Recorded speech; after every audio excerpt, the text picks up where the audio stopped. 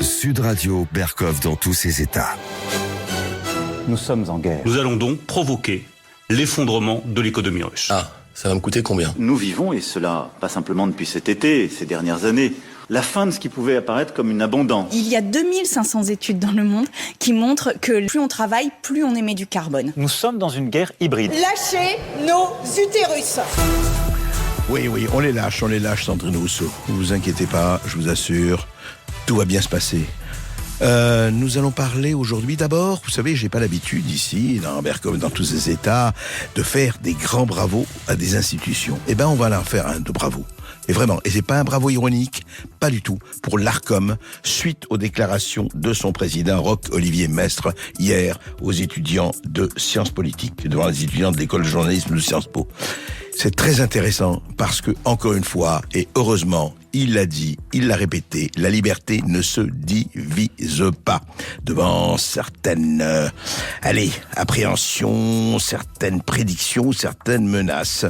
Il a remis les pendules à l'heure, on va en parler, et puis on va en parler aussi de Besnac. Besnac aussi, où on veut faire comme à Callac, comme à Bélabre, centre d'accueil pour demandeurs d'asile. Voilà, dans des petits villages de France et de Navarre, et de plus en plus, on veut saupoudrer, on veut faire, dans des villages qui comptent 200, 300, 1000 habitants, 2000 habitants, des centres d'accueil pour des dizaines, voire des centaines de demandeurs d'asile, de migrants.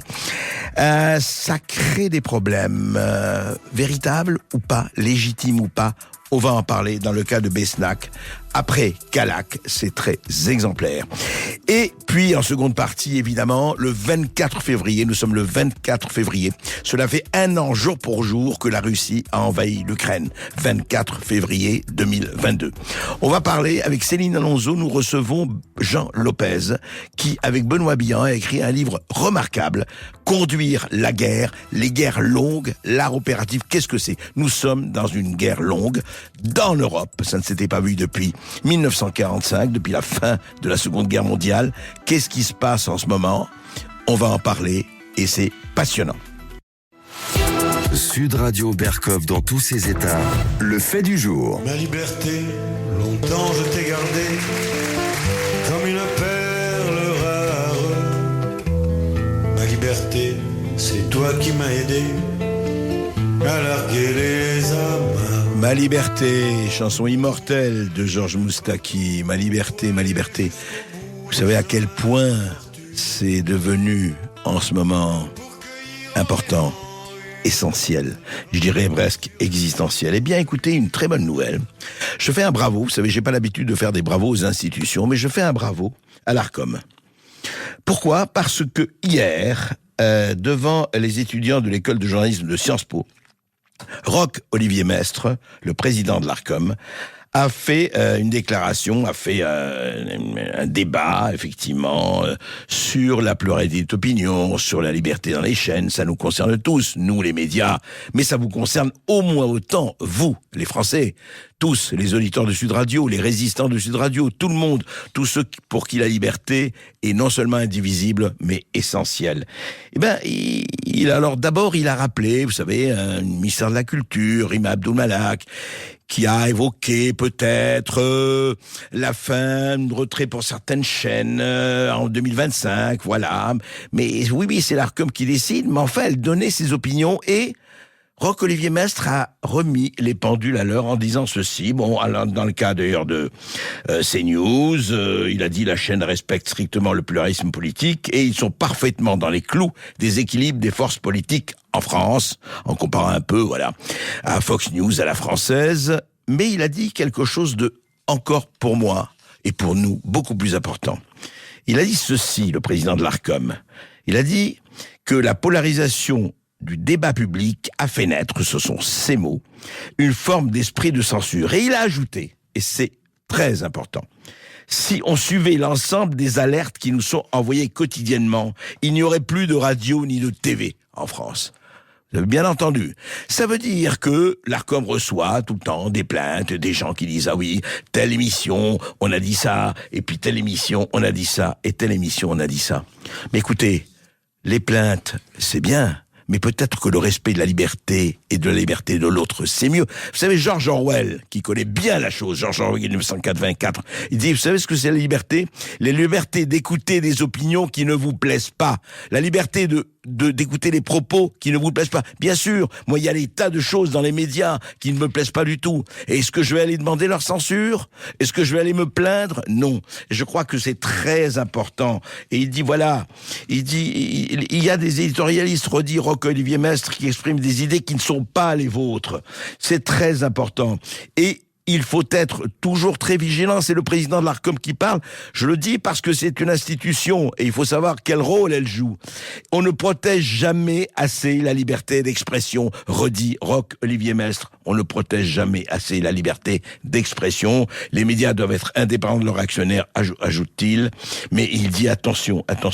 Il faut faire très très très attention. Réponse graduée face au manquement. Mais surtout, il ajoute encore une fois, si on suivait l'ensemble des alertes qui nous sont envoyées quotidiennement, il n'y aurait plus de radio ni de TV. Voilà. La tentation, vous savez, de la censure, de ne pas écouter l'autre. Et ça nous concerne tous.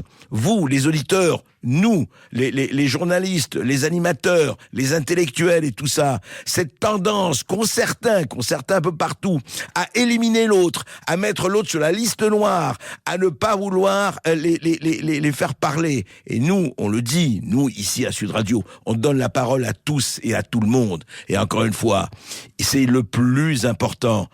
Pas de liste noire, pas d'indignation à géométrie variable, pas de 2 poids et 2 mesures. Écoutez, je suis très content que, et je crois que je ne suis pas le seul, que le président de l'Arcom ait remis ainsi, face, que ce soit aux autorités, face aux spectateurs, face aux téléspectateurs, remis l'église de la liberté au milieu du village. Sud Radio, André Berkoff. Berkoff dans tous ses états, ça balance pas mal sur Sud Radio. Résiste, prouve que tu existes, cherche ton bonheur partout, va. France Gall, résiste. France Gall, paix à son âme. Alors, effectivement, nous avions parlé, vous vous rappelez, il y a quelques semaines, quelques mois, de Callac, ce village de Bretagne qui n'avait pas voulu de centre d'accueil pour migrants. Il y avait une très très large polémique avec le maire qui était d'accord, une très riche famille qui voulait effectivement financer cela, et puis un certain nombre d'habitants de Callac, beaucoup en tout cas, se sont opposés. Et il y a effectivement une politique qui consiste aujourd'hui à vouloir saupoudrer, je ne dirais pas la totalité, mais une grande majorité de villages de France et de Navarre, y compris des villages de 1800 ou 500 ou 2000 habitants, eh bien, allez, on ouvre des CADA. C'est quoi la CADA? C'est le centre d'accueil pour demandeurs d'asile. Voilà, et il y a des gens qui sont là, qui ne sont pas d'accord. Et avant de les traiter de tous les noms, comme font les bien-pensants, bien calfeutrés à l'égard de leur maison et de leur protection, etc., ou même des gens très sincères qui ne voient pas les problèmes, eh bien, écoutons-les. Écoutons notamment les habitants de Besnac. Besnac, c'est très simple. Il y a 40 migrants qui vont débarquer dans un petit village corrézien de 357 habitants sans aucune consultation. Mais il est là le problème. C'est que la moindre des choses dans ces cas-là, qu'on fasse une consultation, qu'on fasse un référendum auprès des habitants, qu'on leur demande leur avis. Eh bien voilà, eh bien les riverains sont inquiets et il y a un collectif qui s'est formé, Sauvons Besnac. Philippe Ponge, bonjour.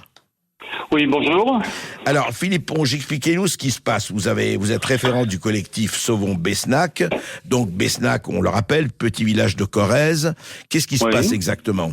Expliquez-nous. Bien, écoutez, on a été avertis par le parti Reconquête qui a été le premier à réagir et informer du CADA. Cela nous a initié à monter un collectif d'habitants. Oui. Je rappelle que Besnac comporte 372 habitants. Oui. Et nous n'admettons pas le projet de Macron de nous mettre des migrants dans nos campagnes, en fait.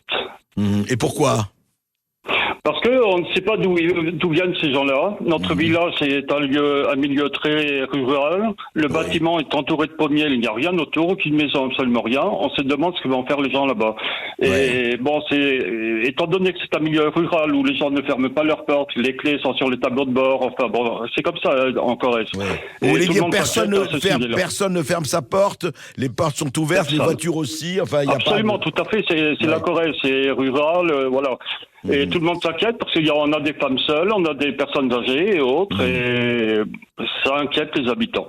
Alors, attendez, Philippe Ponge, qu'on comprenne bien, est-ce qu'on vous a prévenu, alors qui vous a prévenu à part Reconquête, est-ce qu'on vous a dit le Parti Reconquête nous a prévenu en premier, donc on a cherché un peu à s'informer, on a demandé au niveau du maire ce qui en était, le maire nous avait dit qu'il n'était au courant de rien, alors que le préfet avait mis sur le journal La Montagne en décembre que le préfet l'avait tenu au courant, au mois de décembre donc il y a une opacité totale, absolument totale sur tout ce sujet. Ouais. Et par exemple, est-ce que vous avez demandé d'où venaient les migrants, qui ils étaient, etc. Effectivement, on a demandé, Viltaïs ne sait pas du tout. Ça vient a priori de Paris, mais personne ne sait. Il y a une opacité totale, le maire ne sait pas, Viltaïs a priori ne sait pas encore. Viltaïs, dites-moi, c'est Viltaïs, c'est l'association donc qui va gérer la Manderie. Ah d'accord, qui va serrer le centre d'accueil, si vous voulez. Absolument, qui va gérer le centre d'accueil à la Manderie. Mais attendez, je comprends pas. Le préfet ne sait pas, le maire ne sait pas, Viltaïs ne sait pas, personne ne sait. Le préfet savait, puisqu'il en a alerté le maire au mois de décembre, a priori, d'après ce qu'il a mis sur la montagne. Oui. Le maire, on l'entend pas, personne ne sait. Il sait pas du tout qui sera ces gens-là, il sait pas du tout quand ça va se faire, il sait absolument rien. Mais est-ce qu'il a donné son accord ? A priori, il a donné son accord. A priori, il y a une infirmière de Besna qui devait monter un centre à la place de ça, qui devait monter un centre pour les personnes âgées. Oui. Et a priori, le maire ou le préfet, on ne sait pas trop qui, a refusé cette vente pour mettre l'association Viltaïs. D'accord. Et l'association Viltaïs ne vous répond pas plus que ça par rapport Non, pas plus que ça. Non, c'est vraiment très secret. On n'en sait pas plus. On sait que 20 migrants vont arriver mi-avril à peu près, et les autres après. Mais on sait très bien que Viltaïs, quand on regarde un peu leur programme, c'est qu'ils rajoutent toujours à peu près 50% de l'effectif en plus. C'est-à-dire qu'ils nous disent 40, on peut avoir 60, voire 80 personnes sur place. D'accord. Alors, vous êtes au courant de ce qui se passe, de ce qui s'est passé à Callac, bien sûr, en Bretagne. Oui, tout à fait. On est en liaison avec eux, comme aussi à Bellâtre, dans l'Indre. Oui. À Bellâtre. C'est exactement la même chose, et on est en liaison avec eux, tout à fait, oui. Vous êtes en liaison, donc aussi bien Bellâtre, c'est dans l'Indre, c'est le village de l'Indre. Oui, c'est dans l'Indre, tout à fait. Alors, on est en liaison avec eux, parce que c'est le même cas à Bellâtre. C'est 40 migrants, l'association Viltaïs, c'est exactement la même chose. Oui, et c'est une petite commune de 900 âmes, effectivement. Voilà. Mais alors, dites-moi, comment réagissent alors les habitants ou en tout cas certains habitants de Besnac? Les habitants, en général, réagissent mal. Ils disent que ça serait mieux de reprendre le restaurant. L'affaire avait été tenue 40 ans, quand même. De reprendre un restaurant. On n'a absolument rien autour. C'est le seul restaurant du coin. Oui. Et les gens y allaient le dimanche pour des fêtes et autres. Ils allaient tous là. Et là, on n'a absolument plus rien dans le village. Et il est fermé, le restaurant. Il est fermé, le restaurant, là. Ah, il est fermé depuis 1 an et demi à peu près. D'accord. Et vous n'avez pas un seul restaurant? Oui, vous n'avez rien dans le village? On n'a absolument rien à moins de 6 km. Même pas un café, rien. D'accord, oui, effectivement. Voilà, et nous, ce qu'on aurait préféré, c'est effectivement que un projet qui serve avant tout aux Corréziens, soit un restaurant, un foyer rural ou autre, voilà. Alors, est-ce que vous avez beaucoup de personnes en difficulté ici. Et oui. Alors, est-ce que Philippe Ponge, est-ce que vous savez un peu, est-ce que vous êtes renseigné, est-ce que c'est une politique générale de vouloir mettre des migrants dans énormément de villages de France, quoi? Absolument, parce qu'on a eu une réponse du préfet. La seule réponse qu'on a eue, c'est que la Corrèze était en retard par rapport aux migrants. Donc il fallait combler le retard absolument, tout comme les éoliennes. Il nous a dit qu'il y avait un retard sur les éoliennes et qu'il fallait en placer près de 200 sur la Corrèze. Ah bon? C'est le seul, voilà, tout à fait. Attendez, ça c'est intéressant. Il a parlé aussi des éoliennes. Absolument, tout à fait. Absolument, il a parlé des éoliennes, qu'on était aussi en retard sur la Corrèze et qu'il fallait en mettre près de 200. Ah d'accord. Donc on est en retard sur les éoliennes et on est en retard. vent. On est en retard sur les éoliennes et on est en retard sur les migrants, c'est ça? Absolument, c'est ça, tout à fait. Il vous a dit ça quand, Philippe Ponge? Il nous a dit ça il y a un mois à peu près. D'accord. Donc le préfet vous dit bon écoutez voilà c'est comme ça. Alors maintenant du point de vue tout en vous coordonnant, quels sont vos moyens d'action? Qu'est-ce que vous pouvez faire? Et nous, qu'est-ce que on vous comptez essaie faire? Bon, déjà, on a fait faire des pétitions, déjà. Oui. Après, on essaie de dialoguer avec le maire de Besnac, mais qui ne veut rien entendre. Il veut entendre parler de personne. Voilà. Bon, c'est le statu quo. Comme le maire de Callac au départ. Absolument, tout à fait. Tout à fait. Donc, on a pas tellement de marge, en fait. La seule chose qu'on essaie de faire, c'est proposer notre projet, éventuellement. Mais actuellement, on ne sait pas où ça en est. A priori, la vente n'est pas définitive. A priori, encore. Mais voilà, on essaie de proposer d'autres choses, soit ouvrir un restaurant, soit reprendre une autre activité. Mais enfin, qu'on n'ait pas ces gens-là ici, parce qu'on ne sait pas qui sont ces gens-là encore une fois. Et il faut savoir que ça va nous amener au grand remplacement, tout ça, parce que à Ségur, ça va remplir Ségur, le village qui est juste à côté, Ségur le château. Ça fera 24% de la population en plus, quand même. C'est quand même, ce qui est quand même énorme. Mais oui, non, nous sommes d'accord. Mais en fait, alors grand remplacement, je ne sais pas si on peut déjà parler de grand remplacement. Mais on y viendra. Oui, mais le problème, c'est que au fond, ce que vous dites, c'est que à part les pétitions, est-ce que vous allez avoir recours à la justice? Est-ce que vous allez... Parce que le problème, c'est qu'on proteste. Alors à Callac, effectivement, le maire a reculé. Hein, Callac a obtenu gain de cause. Et vous espérez aussi avoir, comme à Callac, gain de cause. On espère, à force de faire des petites manifestations, de se déplacer voir les gens, on espère, mais comme on ne sait pas exactement où en est la situation, c'est un peu compliqué pour nous. Oui. Est-ce que vous avez consulté, par exemple, le député de votre circonscription? Non, parce que bon, c'est des gens qui sont tout à fait pour... c'est des pro-Macron. Politique. Donc voilà, donc on sait qu'ils sont tous pour cette politique-là, et voilà, malheureusement. Donc écoutez, en tout cas, on en parle, vous en parlez. Oui, il faut. Oui, mais écoutez, c'est ce qu'on est en train de faire. Je vous remercie. Après, à vous de voir, effectivement, j'ai vu, il y a une pétition qui a circulé, le nom au CADA. Donc le CADA, je rappelle, c'est le centre d'accueil pour demandeurs d'asile. Absolument. Je voudrais lire, d'ailleurs, c'est intéressant, et que vous me disiez ce que vous en pensez. Voilà ce que le collectif Non au CADA à Belabre a écrit, notamment. Le 15 septembre 2022, donc c'était le 15 septembre dernier, le président de la République présentait devant tous les préfets sa réforme dite transition démographique. En clair, il s'agit d'organiser l'arrivée massive de migrants dans nos campagnes à travers tout le pays. Alors, à Belabre, le maire et son conseil soutiennent cette réforme, sont deux conseillers. Alors, pour mémoire, je rappelle, et je crois que c'est exactement votre cas, donc chez eux, le 30 janvier dernier, le maire et le conseil municipal ont rencontré l'association Ville Thaïs, dont vous parliez, puis 15 jours plus tard, le 9 février, le conseil municipal a voté l'installation d'un CADA. Chez vous, ça n'a pas encore été voté, donc si je comprends bien. A priori, ça a été voté. Ce qu'il y a, c'est que la vente n'est pas définitive encore, je crois. Il y a les 3 mois d'attente et je crois qu'elle n'est pas définitive, mais comme on ne sait absolument rien, d'après ce qu'on a compris, c'est ça. Voilà, c'est tout. Alors, ce qui est intéressant, alors je vous dis ça aussi, c'est intéressant, Philippe Ponge. Il est intéressant de noter, attention, le collectif Non au CADA à Belabre, il est intéressant de noter qu'en juin 2022, l'association Ville Thaïs a fait l'objet d'un rapport de la Chambre régionale des comptes de la région Auvergne-Rhône-Alpes, rapport qui met en cause son organisation et sa gestion financière, etc. Alors, oui, l'association Ville Thaïs étant subventionnée par l'État, donc par nos impôts, les habitants de Belabre qui vont se voir imposer l'arrivée de migrants sans la moindre concertation ont le droit de savoir qui prétend gérer dans leur propre commune les flux migratoires. Et c'est votre avis aussi? Ah oui, absolument, tout à fait, c'est tout à fait ça. Hein. C'est tout à fait ça. L'association Vultéis, a priori, se sert avant de servir les autres, on a l'impression. Ouais. Déjà, et c'est tout à fait notre avis, effectivement. Oui, alors, le collectif de Bélabre exige du maire qu'il retire son projet, ou sinon qu'il organise une consultation de la population pour savoir si elle soutient ou pas son projet. Est-ce que vous êtes aussi pour un référendum? C'est ce qu'on a demandé, absolument, c'est ce qu'on a demandé, effectivement. Oui, dans la commune, oui. Voilà, tout à fait. Et dites-moi, si jamais oui, c'est exactement comme à Bélabre, donc.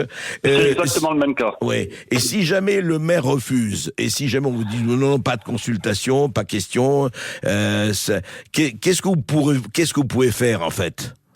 Qu'est-ce que vous ferez? Dans ce cas-là, si le maire refuse, on a le préfet qui est au-dessus, forcément qui va imposer son diktat. Oui. Qu'est-ce que vous voulez faire après? Nous, on aura servi d'alerte. Avec Reconquête, on a prévenu les gens. Qu'est-ce que vous voulez faire après? Si les gens, tout le monde accepte ça, voilà. Mais à votre avis, très franchement, Philippe Ponge, à part vous et le collectif Sauvons Besnac, vous pensez...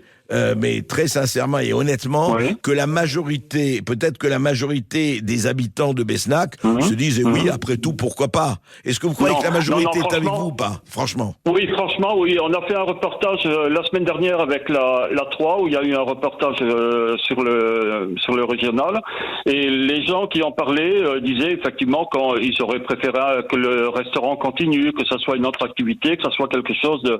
Bon, là, on sait pas qui sont ces gens-là, déjà, c'est un peu inquiétant. Et oui, les gens s'inquiètent, tout à fait. Oui, ce qui est quand même étonnant dans ça, c'est qu'on ne vous dise pas, effectivement, pourquoi pas des migrants, mais d'où ils viennent, qui ils sont, voilà, etc. S'il y avait un peu moins d'opacité, peut-être que ça serait mieux passé, déjà. Il y a ça aussi. C'est ça. C'est cette opacité. Oui, il faudrait de la transparence, d'abord. Il faudrait de la transparence, tout simplement. On nous dit, bon, voilà, ce sont des gens qui sont là pour 8 mois, bon, après, ça changera, ça se passera bien, c'est ce qu'on nous dit actuellement, mais on sait très bien déjà que les gens ne vont pas rester 8 mois sur place. C'est entouré de pommiers, il n'y a absolument rien autour. Donc qu'est-ce que vont faire ces gens-là? À Toulon, quand il y avait la protection policière, ils sont partis au bout de 3 jours. On ne va pas me faire croire qu'à Besnac, où il n'y a rien autour, il va rester sur place. Moi, j'y crois absolument pas. Donc, on va faire revenir d'autres personnes, et tous les 8 mois, on fera revenir encore d'autres migrants. Ça va être quelque chose de sans fin. Oui, c'est vrai. C'est ça qui inquiète un peu les gens, quoi. Je comprends, et c'est simple. Écoutez, Philippe Ponge, on se tient au courant, tenez-nous au courant de ce qui se passe. Je vous remercie beaucoup. Mais je vous en prie, et à bientôt. Merci, monsieur Berkoff. Voilà, au revoir. Bonne journée à vous. Au revoir. Oui, on a Guy qui veut réagir. Oui, Guy, on vous écoute. Vous êtes... oui, Guy. Oui. Bonjour, Sud Radio. Bonjour, monsieur André Berkoff. Bonjour, Lucien. Oui, on parle de l'expansion démographique en France. La transition démographique, dit le président Macron. Il a appelé ça la transition démographique. Oui, voilà. Mais il y a de la transition partout maintenant, monsieur Berkoff. On parle de transition partout, d'accord? C'est le mot passe-partout. Je tiens quand même à rappeler que nous avons 230 000 à 235 000 avortements par an en France. Beaucoup de ces femmes ne souhaitent pas avorter. Elles sont soumises à l'oppression, à une stratégie, que sais-je. Nous avons, lorsqu'une personne commet un crime dans ce pays, ça mobilise les services de police et de gendarmerie, ça coûte une fortune. Ensuite, ça mobilise les services de justice, ça coûte du temps et une fortune. Ensuite, cette personne va coûter aussi une fortune pour être incarcérée, donc mobiliser les services pénitentiaires. Ne peut-on pas aussi nous occuper de ces femmes qui souhaitent accomplir leur maternité? Écoutez, c'est un autre problème, c'est plus compliqué parce qu'il y en a qui veulent avorter, d'autres qui veulent pas. Je ne dis pas que c'est un problème très différent, mais je crois que le problème, c'est effectivement une volonté. Alors c'est la volonté démographique, et je crois qu'on ne peut pas, si vous voulez, trancher comme ça sur les femmes qui veulent ou les femmes qui ne veulent pas. Chacune est libre de son corps et de son destin. Vous ne croyez pas, Guy? Leur proposer, monsieur André Berkoff, ça ne leur est pas proposé du tout. Et on n'entend pas parler de cet homme ce garçon qui a fait l'enfant avec elle. Déjà d'une part, qui devrait être lui aussi confronté à cette situation. Mais on ne propose pas à ces femmes d'accomplir leur maternité systématiquement. Je comprends, mais moi je crois qu'avant tout cela, et pour revenir à Besnac, à Bélabre et à Callac, il faut informer les gens, il faut consulter les gens. Je crois que la chose la plus importante, après pourquoi pas des migrants ou pas, moi je n'ai pas d'avis à ce sujet. Le problème, c'est l'opacité. Quand vous avez des gens, vous leur dites, on va vous amener telle personne, eh bien, vous faites une consultation, un référendum. Ça s'appelle la démocratie, ça. Il faut quand même pas heurter les gens et les, entre guillemets, les violer. C'est pas possible. Voilà, le problème, il est d'abord là, je crois que c'est dans la transparence. En tout cas, merci Guy, et bonne journée à vous. Sud Radio, la culture dans tous ses états. André Berkoff, Céline Alonso. Alors André Berkoff, aujourd'hui, eh bien, c'est le premier anniversaire de l'invasion russe en Ukraine. Alors comment comprendre cette guerre ? Depuis l'Antiquité, pourquoi tant de guerres longues ? Pourquoi le sang versé a-t-il si peu servi les objectifs assignés par le pouvoir à ses armées ? Eh bien, on va répondre à toutes ces questions dans un instant sur Sud Radio, André. Et on vous donnera la parole aussi, chers auditeurs. Alors si vous voulez la prendre, appelez tout de suite le 0826 300 300. À tout de suite. Sud Radio, la culture dans tous ses états. André Berkoff, Céline Alonso. Товарищ президент, пишу я вам письмо, и если будет время, прочтете вы его. В повестке прочитал, что к следующей субботе обязан быть на фронте. Et oui, le déserteur de Boris V. André Berkoff, qui est repris en russe par une jeune artiste ukrainienne qui vit à Paris. Eh bien, aujourd'hui, c'est les 1 an donc de l'invasion russe en Ukraine, alors qu'on... Et jour pour jour, le 24 février. Exactement. Oui. Alors comment comprendre ce conflit ? Pourquoi depuis l'Antiquité, eh bien tant de guerres longues ne se sont achevées qu'en raison d'événements extérieurs, André, et pas par le verdict du combat ? Eh bien, nous allons soulever toutes ces questions sur Sud Radio jusqu'à 14h. André Berkoff. Et avec Jean Lopez, on va les soulever, avec historien spécialiste de l'histoire militaire russe de la Seconde Guerre mondiale et directeur de la rédaction de Guerre et Histoire. Et il a écrit un livre passionnant avec Benoît Bihan qui est lui-même rédacteur en chef adjoint du magazine Défense et Sécurité, stratégiste, historien militaire. Eh bien, c'est voilà, à la suite de Sun Tzu, de Clausewitz. Vous voyez, je vous noie pas dans les comparaisons, mais ça va conduire la guerre. Et on est effectivement, ça y est, dans une guerre longue. Et ça fait très longtemps qu'en Europe, nous n'avons pas connu de guerre longue. Heureusement, d'ailleurs, pendant plus de 80 ans. Et les entretiens sur l'art opératif, qu'est-ce qui se passe aujourd'hui ? Et au-delà, effectivement, de l'actualité Ukraine, Russie et des ondes de choc mondiales, qu'est-ce qui fait que cette guerre ressemble ou pas à d'autres guerres qu'on a connues depuis, effectivement, j'allais dire des millénaires, en tout cas des siècles ? Qu'est-ce que c'est que la guerre longue ? Comment gagne-t-on une guerre ? De quelle façon ? L'art de la guerre, l'art de la stratégie de guerre. Ce livre, Conduire la guerre, le raconte très bien et on va le raconter aujourd'hui avec Céline Alonso. On va interroger Jean Lopez là-dessus. Et oui, et vous, chers auditeurs, si vous voulez intervenir, surtout appelez tout de suite le 0826 300 300. On vous donnera la parole d'ici 14h sur Sud Radio. À tout de suite.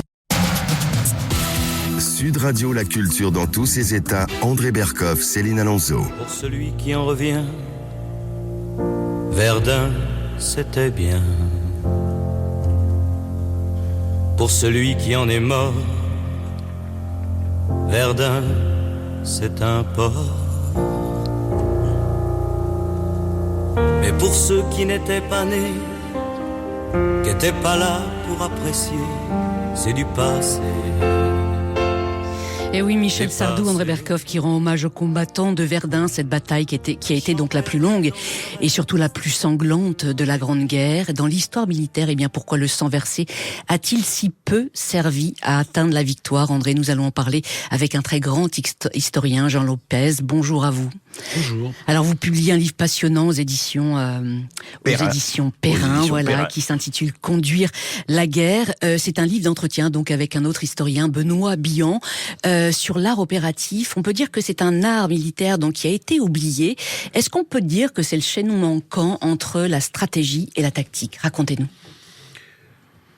Chaînon manquant, pas tout à fait. Je dirais que l'art opératif est une discipline qui a été inventée par un général, un ancien général du Tsar, Alexandre Osietchine, qui est passé au service des bolcheviks en 1917-18, qui est devenu enseignant dans l'Académie centrale de l'armée rouge, et qui a éprouvé le besoin en 1927 d'écrire un livre où il espère résoudre un problème fondamental de l'histoire militaire, qui est celui de répondre à la question pourquoi,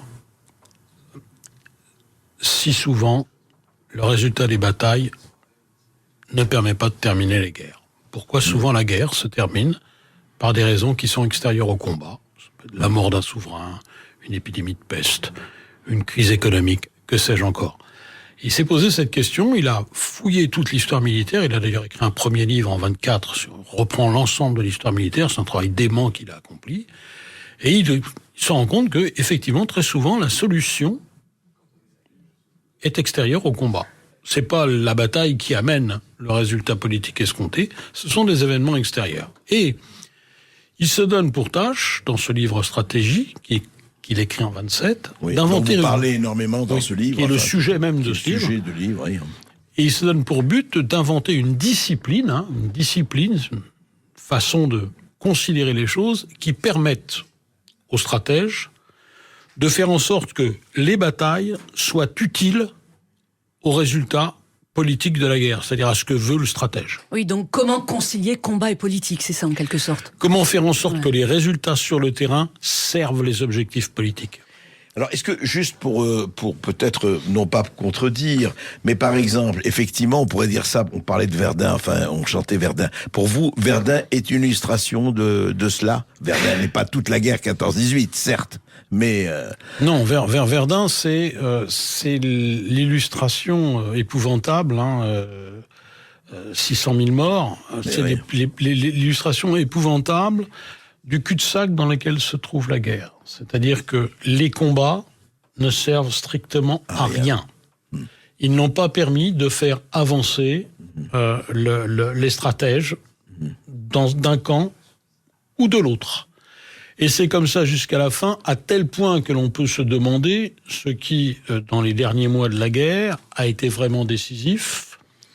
Est-ce que ce sont les offensives de Foch ou est-ce que c'est ce que je pense et ce que pensent avec moi beaucoup d'historiens, notamment allemands?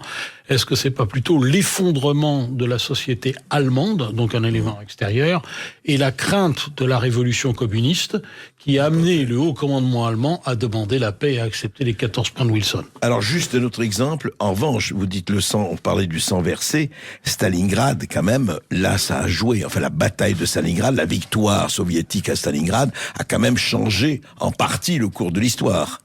Alors, cette bataille n'est pas décisive en elle-même. La notion de bataille décisive est complètement récusée par les militaires russes et par les historiens russes. Pour eux, c'est un continuum, si vous voulez. Un historien soviétique, même à l'époque de l'Union soviétique, n'a jamais dit que Stalingrad était le tournant de la guerre. Enfin, ça a été très important. Peut-être symbolique, alors, vous voulez dire. Alors, symboliquement, politiquement, ça a ébranlé l'Allemagne, mais ce n'est pas une défaite. L'Allemagne n'a pas perdu la guerre à Stalingrad. Je vous rappelle qu'après Stalingrad, il faut encore se battre pendant 2 ans et demi, et il y a encore plus de 14 millions d'êtres humains qui vont mourir. Donc ça n'est pas la fin de la guerre. C'est un moment important, mais c'est dans un continuum. Il y a eu Moscou à l'hiver 1941, il y a eu Stalingrad en 42-43, il y a eu Koursk en 43, puis après toutes les offensives de 44. C'était loin. Oui, à la limite, on peut dire comme Churchill, c'était la fin du commencement et le commencement de la fin. Oui. Alors justement, l'armée rouge, c'est la première armée qui a appliqué donc cet art opératif. Et dans quel contexte? D'abord, qu'est-ce que c'est qu'est-ce que c'est que cet art opératif? Comment peut-on le définir? Comment l'appliquer, les méthodes spécifiques surtout? C'est la méthode qui considère que pour atteindre un objectif stratégique, il convient de décomposer l'ensemble des activités militaires en une succession d'opérations. Autrement dit, Zvietchine fait partie des gens qui pensent que, sauf cas rarissime, on ne peut pas détruire un adversaire d'un seul coup en une seule opération. On reviendra parce que c'est exactement ce qui s'est passé en Ukraine. Les Russes ont commis l'erreur contre laquelle Zvietchine les mettait en garde. Détruire un pays relativement important en une seule fois, en une seule opération, ce n'est pas possible. Il faut, pour parvenir à la victoire, décomposer l'ensemble de l'activité militaire en opérations successives avec des buts intermédiaires. chaque opération étant elle-même un conglomérat de problèmes à résoudre sur un chemin stratégique donné. Ah oui. Alors dans l'histoire justement, quelles sont les armées qui ont appliqué donc cet art opératif avec succès? Alors la seule qui est suivie, mais dans un contexte stratégique et politique, le stalinisme très particulier, c'est l'armée rouge. L'armée rouge a, à partir de 1943, commencé véritablement à mettre, à partir du moment où elle a eu les moyens matériels et où l'adversaire s'était suffisamment affaibli, elle a eu les moyens de mettre en place une stratégie et une division des opérations, une division de ces activités en opérations qui étaient très bien chaînées entre elles, qu'elle savait mener jusqu'au bout. Elle atteignait une ligne qu'elle s'était fixée, un point capital qu'elle s'était fixé. Elle se reposait 2 mois, le temps d'accumuler à nouveau ses approvisionnements, de faire monter ses réserves, et elle repartait. Tout était parfaitement chaîné jusqu'à l'obtention finale, à savoir la prise de Berlin et l'effondrement du Reich. Ah oui, d'accord. Et est-ce que les Anglo-Américains ont usé de cet art, notamment? Non, pas du tout. Non. D'ailleurs, on le voit bien en France en 1944. Lors du débarquement, ouais. Les Américains réussissent magnifiquement avec les Anglais l'opération technique du débarquement en Normandie. Ils remportent la bataille de Normandie, qui est 2 mois dans le bocage, qui est une bataille d'une férocité terrible, mais ils ne voient pas plus loin. Et on le voit à ce moment-là, à partir du moment où les Allemands sont battus dans la poche de falaise, ils sont à la dérive. Eisenhower n'a plus de boussole. Il n'a pas de boussole opérative. Il n'a pas d'éducation. Il n'a pas pensé au coup d'après. Non, le résultat, c'est qu'il laisse ses armées partir dans 2 directions différentes. Il est incapable d'imposer à Montgomery de se diriger vers la Belgique. Il est incapable d'imposer à Patton de faire autre chose que de se diriger vers l'Allemagne. Et il n'arbitre pas en termes de logistique. Autrement dit, il n'a plus de boussole. Et s'il avait été initié donc à l'art opératif, ça aurait changé la donne. Alors attendez, et on peut pas non plus mettre évidemment tout sur les épaules de ce pauvre Eisenhower. Si Eisenhower ne voit pas clairement ce qu'il faut faire après la bataille de Normandie, c'est parce que Roosevelt lui-même ne lui donne pas de direction claire. C'est le pouvoir politique qui Mais bien sûr, décide, c'est le pouvoir politique. Il faut que le pouvoir politique montre la direction au stratège. Ensuite, le stratège, lui, va découper l'activité de ses armées en opérations successives. Mais si la boussole stratégique est fausse, on pourra revenir à Poutine. Si la boussole stratégique est faussée... On en parlera effectivement dans un instant sur cette radio. C'est pas rattrapable derrière. Oui, mais juste un mot par rapport à ça. Vous dites effectivement, on voit très bien l'art opératif, donc l'art d'avancer, la stratégie d'avancer au fur et à mesure. Mais donc, l'art opératif suppose de la part du politique, ou en tout cas du pouvoir, une vision à moyen terme, sinon à long terme. Ça suppose déjà que le politique ait une stratégie qui soit raisonnable et en accord avec les moyens qu'on lui expose. Et avec les informations qu'il a et qu'il a vérifiées. Donc c'est compliqué d'être à la fois un stratège et un visionnaire. Le stratège, le problème de l'Union soviétique, c'est que c'est Staline qui se mêle trop de stratégie. C'est tout le problème du pouvoir russe où très souvent, c'est comme ça depuis les tsars, le tsar a tendance à empiéter sur le domaine militaire, sur celui du stratège. Autocrate. Mais oui. Alors, les 2 métiers sont bien distincts. Le souverain, il ne fait pas que la guerre. Le souverain, il gère son État. Il gère les relations diplomatiques. Il a beaucoup à faire.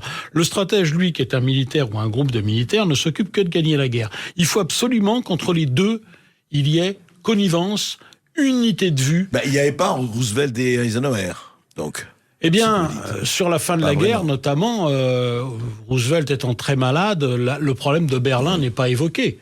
Je veux dire, à aucun moment, Roosevelt n'a clairement dit à Eisenhower comment il fallait terminer la guerre avec l'Allemagne. Personne ne lui a dit.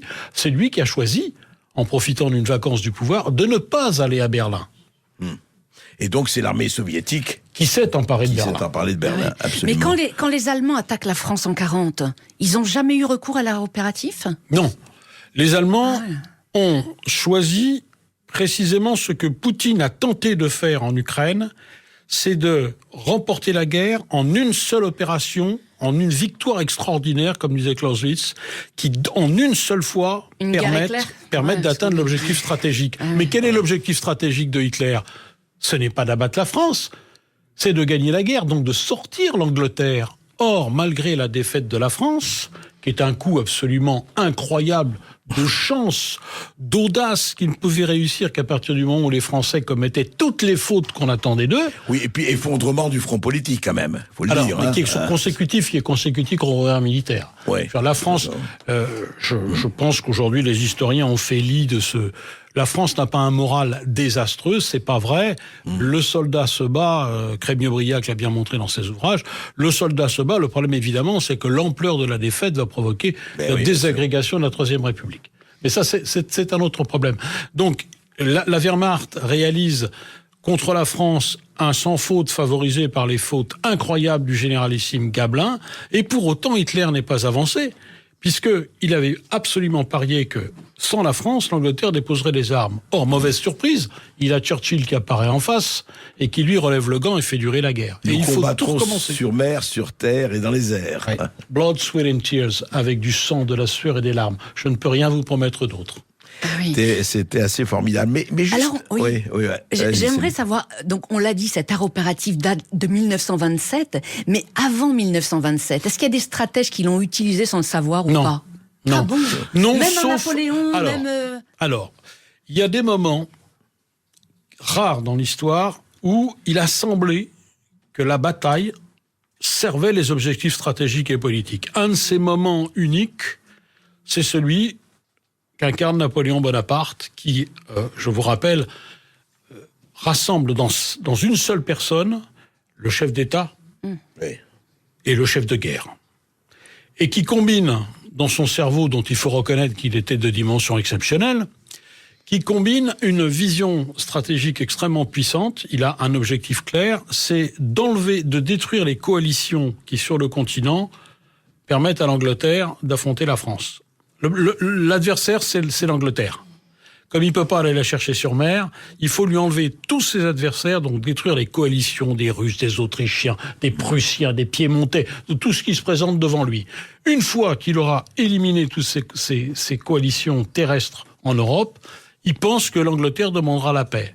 Donc il a cette vision stratégique, qui est une vision juste. Ouais. Il l'amène de façon parfaite entre Austerlitz et la paix de Tilsit, entre 1805 et 1807-1808, où il arrive même à attirer le tsar dans son alliance. Et puis après, évidemment, quand le tsar rejoue double jeu, c'est la catastrophe de la campagne de Russie. Waterloo, borne pleine ensuite. Alors parlons à présent des Américains qui, eux, ont inventé un autre art, à savoir l'art opérationnel. En quoi est-il différent ou complètement... il y a des similitudes ou pas avec l'art opératif ? Les Américains n'utilisent pas la notion d'art opératif, mais d'art opérationnel. Eskustvo, qui est un concept russe à l'origine, même s'il est universel dans son application. Ils utilisent le terme d'operational art. Alors c'est quelque chose qui naît de la remise en cause qui suit la catastrophe du Vietnam, et qui est très spécifique à l'Amérique, où les stratèges américains, donc en gros le Pentagone, qui s'est toujours défié de stratégie. Vous savez, dans la logique libérale américaine, la politique, c'est quelque chose d'un peu sale. La stratégie, c'est un truc d'un peu qu'on n'aime pas manier. Il y a tout un côté moralisateur chez les anglo-saxons, ils connaissent que le bien et le mal. Ils ont toujours refusé la stratégie ? Donc le militaire ne veut pas se mêler de stratégie. À partir du moment où le militaire ne se mêle pas de stratégie, il n'y a pas d'air opératif, parce que personne ne lui indique le but. Ils ont donc inventé une sorte de niveau intermédiaire de la guerre, l'art opérationnel, dans lesquels ils mènent complètement leur barque sans se préoccuper du stratège. Ça, ils ont. Et uniquement pour ne pas avoir à faire de politique. D'où le Vietnam, d'où ce qui s'est passé au Vietnam et autres. Enfin, on voit bien que ni au Vietnam, ni en Irak, ni en Afghanistan, la réponse ne pouvait être que militaire. Oui, c'est et que dit le politique ? Que dit le politique en Afghanistan et en Irak?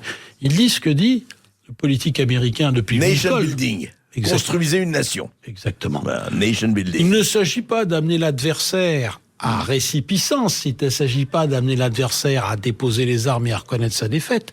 Il s'agit de l'éradiquer, de le détruire lui et son système socio-économique pour le remplacer par quelque chose qui ressemble plus à l'American Way of Life et aux idéaux démocratiques du libéralisme américain. Lincoln avait commencé en détruisant la société sudiste, confédérée, supprimant. Et là, on continue. Et on continue. Et le Vietnam, c'était ça, l'Afghanistan, l'Irak. L'Allemagne nazie, le Japon impérial, tout c'est la même chose. C'est qu'on reconstruit, on détruit tout, et on reconstruit sur un modèle qui est le modèle qui semble acceptable aux Américains. Ouais. Alors ça, c'est le côté messianique de la nation américaine. Ils ont tenté la même chose. On l'a vu en Afghanistan. Ça a été... on a vu le résultat. C'est clair. Mais selon vous, est-ce que l'art opératif aujourd'hui en France est un chantier, dirais-je, à mener dans les années à venir, pardon ? Alors, c'est une discipline, donc je pense qu'elle devrait être enseignée, on devrait en parler aux officiers français, ça devrait faire partie du cursus. Après, sur la pratique, c'est pas à moi d'en décider. Mais je pense qu'en effet, c'est quelque chose qui devrait... Mais déjà, faudrait-il commencer par traduire l'œuvre de Svetchine. Aujourd'hui, je fais un appel aux éditeurs, il faut le dire, c'est que le Alexandre Svetchine, dont vous parlez, c'est le cœur de votre livre, ce général russe passé du tsar au service des bolcheviks, n'est absolument pas traduit en France. Non. Il est traduit en anglais, mais pas en français. Non, il faudrait une édition critique de cet ouvrage qui est fondamental. Et oui, pour l'éducation des militaires, c'est vraiment impossible de ne pas lier les opérations et la stratégie. Et il y a vraiment toute une éducation dont Svetchine se fait le porte-parole qui me paraît centrale. Et oui, on va parler maintenant du Vietnam. Effectivement. Après. Ce livre, il faut le rappeler, il a complètement révolutionné effectivement la pensée militaire et vous avez raison de le souligner. Alors, qu'est-ce que l'armée russe actuelle a retenu de l'art opératif ? On en parle dans un instant sur Sud Radio avec notre invité donc Jean Lopez et avec vous, chers auditeurs. Le conflit en Ukraine vous inquiète-t-il ? Craignez-vous une troisième guerre mondiale ? Appelez tout de suite le 0826 300 300. On vous donne la parole dans un instant sur Sud Radio. Sud Radio, la culture dans tous ses états. André Berkoff, Céline Alonso.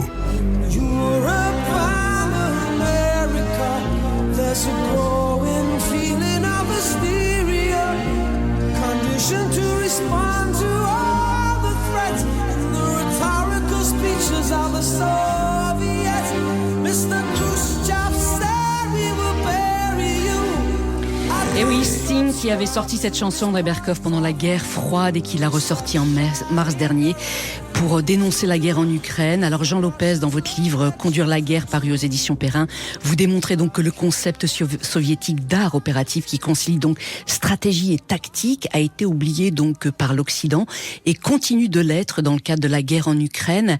Est-ce une erreur stratégique de Poutine, selon vous ? Alors, là, il faut revenir un tout petit peu en arrière. Les officiers de l'armée russe, comme ceux de l'armée ukrainienne, Zelensky comme Gerasimov, ont lu Stratégia, ont reçu une éducation opérative. Le problème, il n'est pas le défaut d'opération opérative. Il est d'éducation opérative.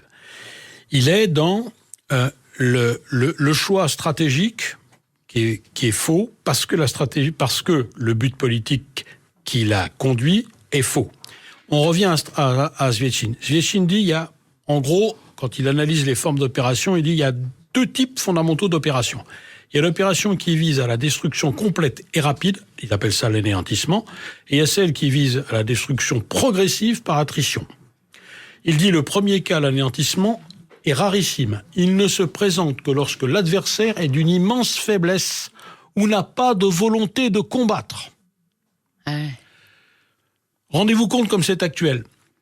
Oui, donc un plan à un coup sans plan B, c'était impossible, c'est ça en gros. Et ce que Poutine a demandé, alors l'objectif de Poutine, c'est domination de l'Ukraine, reprise en main de l'Ukraine, lui faire abandonner ses lubies avec l'OTAN et l'Union européenne, la remettre dans l'orbite russe, ce qui suppose d'aller au moins à Kiev et de provoquer un changement de régime. Il demande donc à ses stratèges une opération extraordinaire, une victoire extraordinaire, une seule opération qui permette de réaliser cet objectif qui est considérable. Et là où il se trompe, M. Berkoff, me semble-t-il, là où il se trompe, c'est d'avoir pensé qu'il était dans ce cas d'un adversaire extrêmement faible et qui n'a pas de volonté de se battre. C'est son erreur. Il a sous-estimé la résistance ukrainienne. Il s'est auto-intoxiqué à force de dire qu'il n'existe pas de nation ukrainienne. Il s'est persuadé que personne ne voudra mourir pour l'Ukraine. La Chine lui a donné tort. Occident ou pas Occident. Non, mais je suis totalement d'accord avec vous. Mais le problème, c'est pas l'Occident ou pas l'Occident. Le problème, c'est que ou alors il n'a rien compris à rien, ou il est très mal entouré. Parce que, non, la question, et je vais revenir à l'opération militaire. Si vraiment, attendez, même s'il considère, et c'était évidemment faux, qu'il y a une nation ukrainienne, il y a un peuple ukrainien, et ils l'ont encore montré de façon tout à fait magistrale, en tout cas tout à fait claire en ce moment. Mais enfin, je ne comprends pas. C'est que s'il voulait vraiment prendre Kiev, et il a des militaires, il en a pas pris du tout les moyens. Non. Jean Lopez. Non. Est-ce qu'il en avait les moyens? Quand il a commencé son opération, il n'a pas commencé l'opération. Enfin, ça aurait dû être, je sais pas, moi j'y connais rien. Bon, enfin, un enfant de 8 ans pourrait comprendre que ça doit être beaucoup plus massif. Alors, déjà, on a une rupture dans l'histoire militaire russe. Pour la première fois, les Russes n'ont plus le nombre. Et c'est ça. Ça a toujours été une de leurs forces dans l'histoire. Oui, et il faut le rappeler. 120 000 hommes, l'armée russe. 120 000 hommes dans les unités de mêlée. C'est incroyable. Rien du tout. 250 000 hommes, l'armée ukrainienne. Oui, rendez-vous compte. Staline, pour ses plans, il a 6 millions d'hommes et de femmes. Mais comment vous expliquez justement la faiblesse, les faiblesses de l'armée russe? Il a fait avec l'instrument dont il disposait. L'armée russe est au milieu du gué. Elle est en train d'abandonner la conscription pour se professionnaliser. Mais elle est au milieu du gué. Elle a très peu de monde. En gros, 1 million de personnes sous les drapeaux, vous enlevez 250 000 conscrits qu'on peut pas utiliser en dehors des frontières de l'URSS, vous enlevez les forces stratégiques, la marine et toute la défense antiaérienne, il reste en gros 120 000 types dans leur brigade mécanisée. Et là, il tente et je pense que ce qui est fou et ce que Staline n'aurait pas fait, c'est qu'il prend des risques démesurés. Zietchine le dit. Quand vous cherchez une opération d'anéantissement, vous prenez des risques démesurés. Et il prend d'autant plus des risques démesurés qu'il lui manque quelque chose de fondamental dans l'art opératif, c'est l'existence de réserves. Oui. Il n'y a rien derrière. Non, mais c'est là où je ne comprends pas. Ou alors il est effectivement, comme disent ses adversaires, il lui manque une case. Mais pardon, moi j'ai absolument pas parti. Pour résumer, ce qu'on peut. Laisse-moi terminer. Vas-y. Ça n'a pas de sens, si vous voulez. S'il veut prendre Kiev, ils ne vivent pas dans la planète Mars. Ils doivent savoir ce que c'est que les Ukrainiens et que les Ukrainiens peuvent un peuple, même s'ils les méprisent de façon tout à fait imbécile et fausse. Mais enfin, on ne comprend pas, encore une fois, sur le plan pratique. Jean Lopez, vous seriez à sa place ou chacun, à un moment donné, même s'il, ou alors il a un vrai problème psychique, c'est qu'il ne sait pas ce qui se passe, il ne connaît pas la réalité. Et puis il ne sait pas qu'avec 120 000 hommes de réserve, il n'y avait pas 120 000 hommes le 24 février. Donc, est-ce que c'était pas quand même, je reviens à ça, l'opération Donbass et ce qui se passait dans le Donbass quelques jours avant, qui a forcé la chose. Rappelez-vous quand même qu'on voulait en finir avec le Donbass aussi. Je pose la question. Non, parce que il a essuyé une défaite terrible, il a perdu une grande partie de son corps de bataille en voulant aller à Kiev. Les pertes sont terribles, En termes d'équipement, c'est quelque chose qui a complètement ébranlé, il a fallu des mois pour s'en remettre. Non, je pense vraiment qu'il a voulu prendre Kiev. Alors il y a probablement une part de responsabilité de ces militaires et c'est là que le commentaire que nous sommes en train de faire n'a pas beaucoup de valeur. Il y a que l'histoire qui pourra juger dans 20 ou 30 ans, quand on connaîtra véritablement les intentions des uns et des autres. Parce que c'est étonnant quand même. Oui, c'est étonnant. Il manque quelque chose dans notre discussion, quelque chose que ni vous, ni moi, ni personne ne peut déterminer. C'est quelle a été la nature des échanges entre le souverain Poutine et son stratège Gerasimov et les autres. Comment ont-ils pu croire qu'avec 120 000 hommes... Alors, ils ont réédité, après on va vous dire, on va faire des comparaisons historiques. On va vous dire, mais ils ont tenté de faire ce qu'ils ont fait à Budapest en 56, un coup de main sur à Prague en 68. À Prague en 68, en Afghanistan en 79, avec le coup de main sur Kaboul, 600 km d'avancée, on prend Kaboul, on liquide le président de la République. Est-ce qu'ils sont victimes de leur doctrine militaire en quelque sorte? Non, je pense que encore une fois, il y a une mauvaise analyse de la situation. Il y a des objectifs qui sont trop importants et une armée qui n'a pas mené la bonne guerre, parce qu'elle n'a pas analysé, elle n'a pas compris qui était son adversaire. Oui, alors justement, comment vous expliquez que le Kremlin n'a pas mesuré la montée en puissance du sentiment national ukrainien depuis l'annexion de la Crimée en 2014. Alors ma question, c'est est-ce que le renseignement a été inefficace ou le renseignement n'a pas voulu dire à Poutine ce qu'il ne voulait pas entendre? Écoutez, alors si on est dans le cas de figure de Staline, juste avant l'invasion de juin 41, quand tous ses services lui disent « attention, on va être attaqué », et qu'il a liquidé 2-3 chefs du service de renseignement, les analyses deviennent beaucoup plus ambiguës en disant « mais peut-être que vous avez raison, c'est pas sûr qu'il va nous attaquer ». Donc on peut imaginer toutes les options. Qu'il n'ait pas été correctement informé, que les services de renseignement n'aient pas bien fait leur boulot. C'est possible, mais comment répondre à cette question ? Personne n'a ces données en main. On voit simplement que la méthode qui est utilisée n'est pas la bonne. On la rappelle, la méthode, elle était pénétration de 2 grandes colonnes motorisées, c'est Kaboul, 79, de 2 grandes colonnes motorisées de part et d'autre du Dniepr, direction Kiev. En même temps, pour s'assurer que Kiev est isolé, on balance sur un aéroport puis un deuxième l'élite de l'armée russe, les Spetsnaz, les gens du GRU, on les jette sur ces aérodromes avec pour objectif de bloquer ces aérodromes et donc d'empêcher la fuite, par exemple, du pouvoir de Zelensky qu'on aurait bien aimé pouvoir capturer, par exemple. Et là, il n'y a rien qui marche. Mais oui. Il n'y a rien. Ni l'aérodrome, la bataille de Gostomel, c'est un échec. Parce qu'en face, ils sont prévenus. Bien sûr. Ils voient venir gros comme une maison. Bien sûr. Ce modus operandi, on l'a déjà vu à Kaboul. On l'a vu partout. Non, mais c'est pour ça que, effectivement, mais comme vous dites, on le saura peut-être dans 20 ans ou 30 ans, mais la question fondamentale, encore une fois, c'est que, on est en 2022, 2023, c'est quand même comment un chef d'État ou alors il est complètement débile, comme dit un certain nombre de gens, ou alors il n'a pas vu. Cela dit, je voudrais renvoyer quand même aux Américains. C'est, au fond, l'impression qu'on a, et en lisant votre livre, et sur l'art opératif et le reste, on a l'impression que les Américains, comme les Russes, à un moment donné, ne voient absolument pas les conséquences des poussées ou des attaques ou des opérations, des offensives qu'ils mènent. Ils voient l'offensive, oui d'accord, on a ce qu'il faut, allez on y va. Les autres sont les Vietnamiens sont des petits pygmées qui vont céder tout de suite et ça n'a rien, et on les bombarde au napalm. Les autres, les Ukrainiens, c'est rien du tout, on va envoyer Zelensky, on va prendre le pouvoir. Est-ce que c'est ça? Est-ce qu'il n'y a pas un aveuglement stratégique et militaire? Alors, il manque, je pense que vous touchez du doigt quelque chose d'important, c'est ce que le général Beauf rappelait la dialectique des volontés. La guerre, c'est un duel. Il y a une dialectique des volontés entre deux systèmes, souvent incarnés entre 2 chefs. Mais ça suppose que vous fassiez un effort considérable pour comprendre et d'une certaine façon respecter quelque part, même si vous le haïssez, votre adversaire. Il ne faut pas le réduire à l'état de pygmée misérable. Vous êtes sûr d'aller à l'échec. Les Vietnamiens n'étaient pas des pygmées. Tout respect gardé pour les pygmées. Les Afghans, les talibans n'étaient pas les zombies qu'on nous a décrits. Les Irakiens, même après la défaite militaire, n'étaient pas non plus ces sous-hommes à qui on allait pouvoir dicter un comportement social et politique. Et les Ukrainiens non plus n'étaient pas des quarts de portions de Russes. Ce sont des peuples. Je crois que c'est ça le fondement. Et il est possible que ce soit en tout cas, dans le discours poutinien, on sent un certain mépris pour son adversaire. Je pense que là, aujourd'hui, il a compris, il en est revenu. C'est sûr. Oui. Mais aujourd'hui, est-ce que vous diriez que Zelensky a été un chef de guerre jusqu'à présent beaucoup plus efficace que Poutine ou pas, alors ?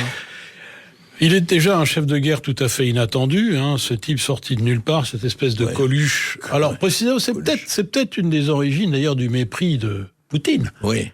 Il y a Coluche, il a été pendant 15 ans, oui, même pas Coluche, oui, enfin c'est un comédien. Oui, c'est un comédien de la télévision, d'ailleurs en partie de la télévision russe, parce qu'il a beaucoup travaillé avec les Russes. Donc il y a peut-être une part de mépris, mais c'est vrai que ce type s'est révélé comme un chef de guerre authentique, c'est pas un chef de guerre, c'est-à-dire pas le stratège, c'est pas lui qui fait la guerre, Non. Il est le chef de la nation en guerre, il est le chef politique. Effectivement, il fait ce qu'il faut, il est capable de mettre la pression auprès des Occidentaux, il joue son rôle jusqu'à présent plutôt fort bien. De l'autre côté, Poutine est beaucoup plus empêtré parce qu'il pensait pas se laisser entraîner dans une guerre longue. Rien n'a été préparé pour une guerre longue.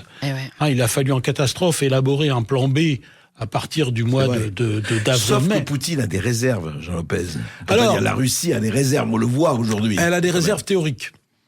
Elle a des réserves théoriques, elle n'a pas des réserves entraînées. Elle a une supériorité aérienne. Oui, mais on la voit pas. Mais pour le moment. On la voit pas.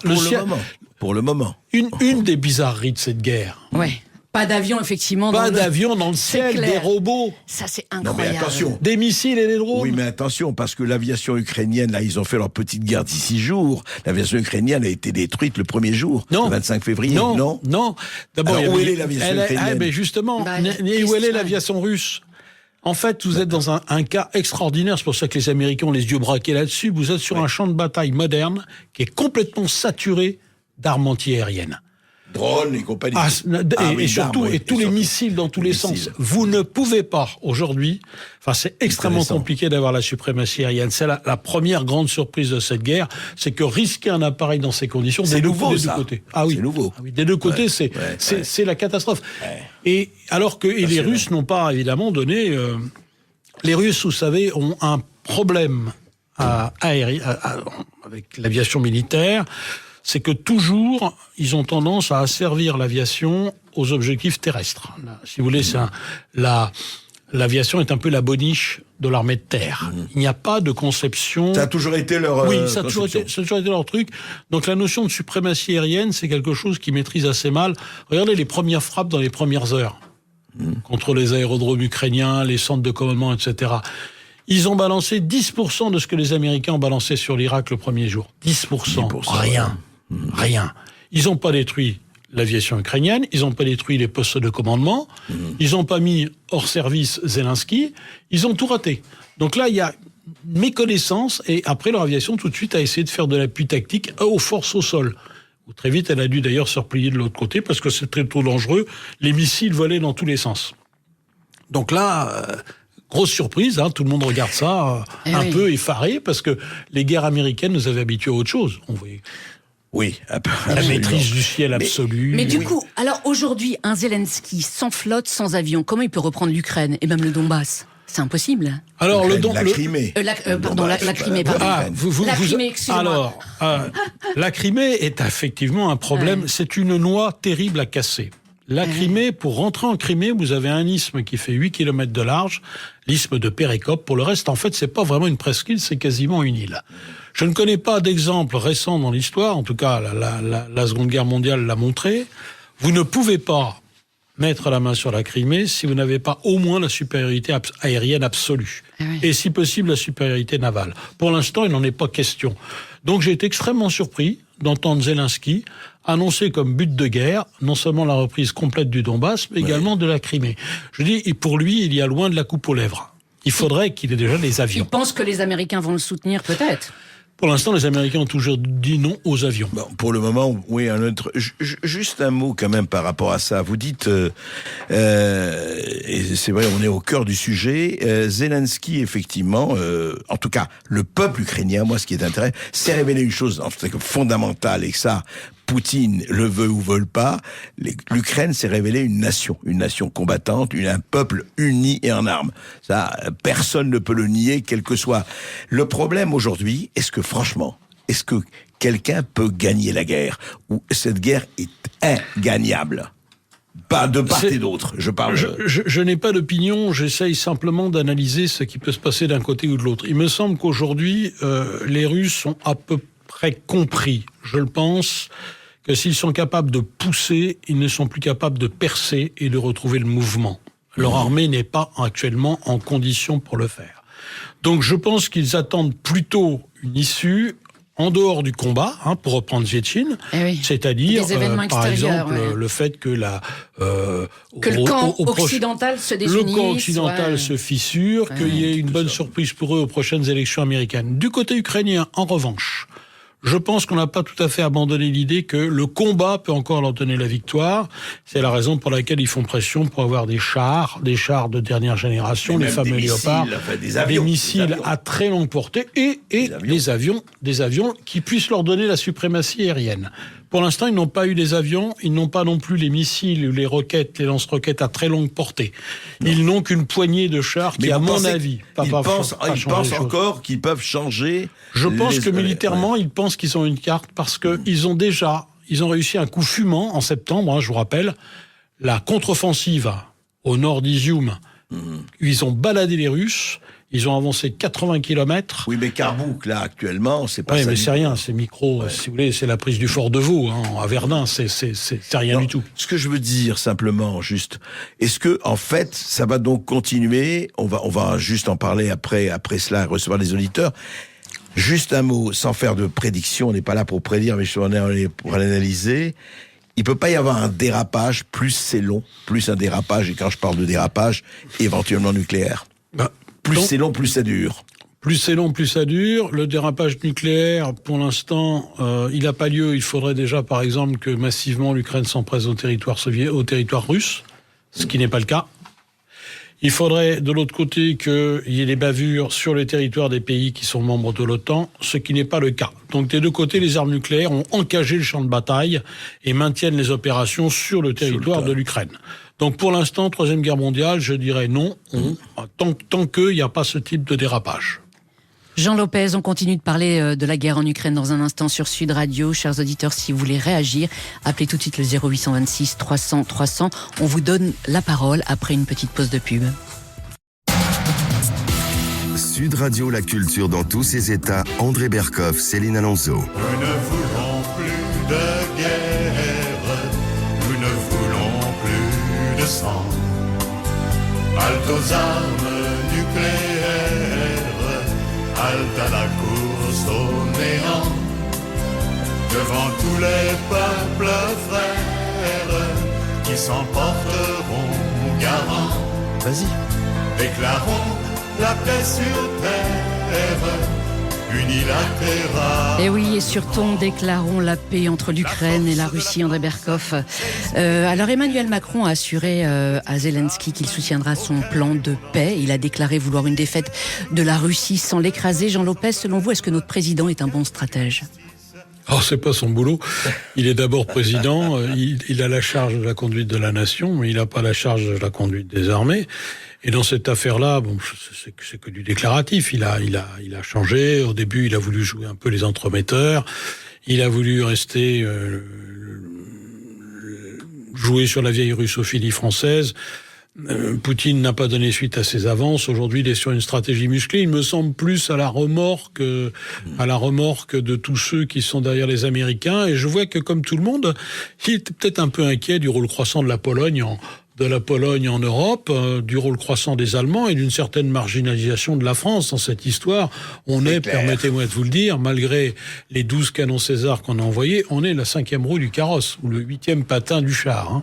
Et oui, alors on va aller rejoindre André Berkoff, le standard de Sud Radio, où Serge de Marseille nous a rejoint. Bonjour à vous, Serge. Bonjour. Bonjour, Serge. On vous écoute. Bonjour. Très, très bonne émission. Félicitations, M. Berkoff. C'est vrai que, comme l'a dit votre invité, il y a beaucoup d'éléments qu'on ne connaît pas. Et souvent aussi, les guerres finissent par des éléments extérieurs. Est-ce que, l'invité a juste mentionné ça, mais pour moi, ça pourrait être beaucoup plus important. Est-ce que ça ne va pas s'arrêter pour cause d'élections en Amérique ? Parce que si jamais il y a un changement à la présidence et un virement complet de la politique américaine, évidemment que les moutons européens vont suivre et l'Ukraine va se retrouver toute seule. Et là, ils peuvent avoir tout ce qu'ils veulent comme fin de jeu, ça ne sera pas possible, ça sera difficilement tenable, à mon avis. Jean Lopez. Eh bien, cher ami marseillais, vous avez tout à fait raison. Je pense que c'est une des raisons qu'a Poutine d'espérer, puisque je pense qu'aujourd'hui le combat n'est plus ce qui tendra à la solution russe. Il attend effectivement le résultat des élections américaines. C'est ce que nous disions tout à l'heure avec Céline, c'est qu'il attend que se fissure le bloc occidental. C'est son grand espoir de finir avec cette guerre. Et il n'y a pas la symétrie côté ukrainien, puisque moi je pense que les Ukrainiens se croient encore capables de gagner par les armes. C'est la grande différence. Et oui. On rejoint le standard de Sud Radio. Stéphane nous a joint du Lot-et-Garonne. Bonjour à vous, Stéphane. Bonjour, Stéphane. Bonjour André, bonjour Céline, bonjour Jean Lopez, votre invité. Encore un intervenant passionnant, André, merci. J'avais une question pour votre invité, pour Monsieur Lopez. C'était à propos de l'art de la guerre qui a fait l'objet de deux ouvrages bien connus, l'un de Sun Tzu et l'autre de Machiavel. Le premier, si je résume Allez-y rapidement, Stéphane, malheureusement, on est en fin je me dépêche. Le premier, c'est l'art de la guerre de Sun Tzu, c'est la ruse et la stratégie qui inspire a priori l'armée russe dans sa philosophie. Et la vision, le deuxième, c'est la vision plutôt logistique et comptable de Machiavel. Ouais. Il me semble que le premier permet de gagner les guerres et l'autre permet de mourir au combat. Et je pense que Poutine gagnera la guerre et que Zelensky emmènera son pays à la perte. Ah, c'est une opinion. Encore une fois, on est dans une dialectique des volontés. Ce que je sais, c'est que traditionnellement, on a toujours dit que le soldat russe était celui qui mourait le plus facilement. Je m'aperçois que c'est aussi vrai du soldat ukrainien. Mais au fond, ne partagent-ils pas une même culture militaire, tous les deux ? Ce sont deux peuples slaves profondément patriotes qui sont en train de mourir aujourd'hui, mais on peut pas les départager de ce point de vue-là. Et rien ne permet de dire que Zelensky n'ira pas jusqu'au bout.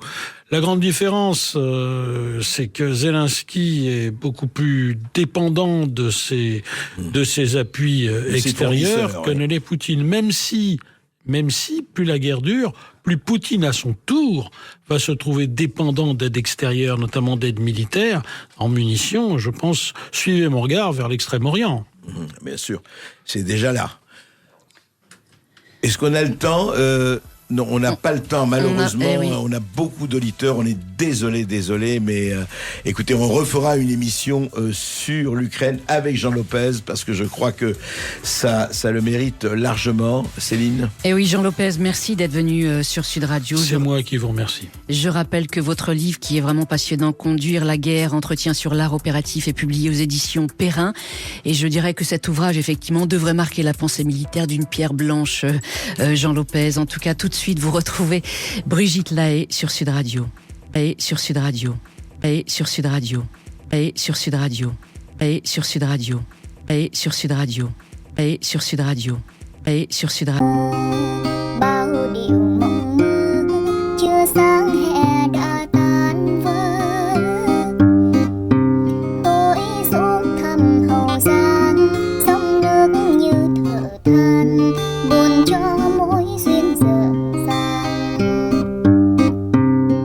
Nàng đánh lòng sang ngang, lên xe hoa bờ bên, một mình ngồi bên sông, mênh mang bao hình bóng.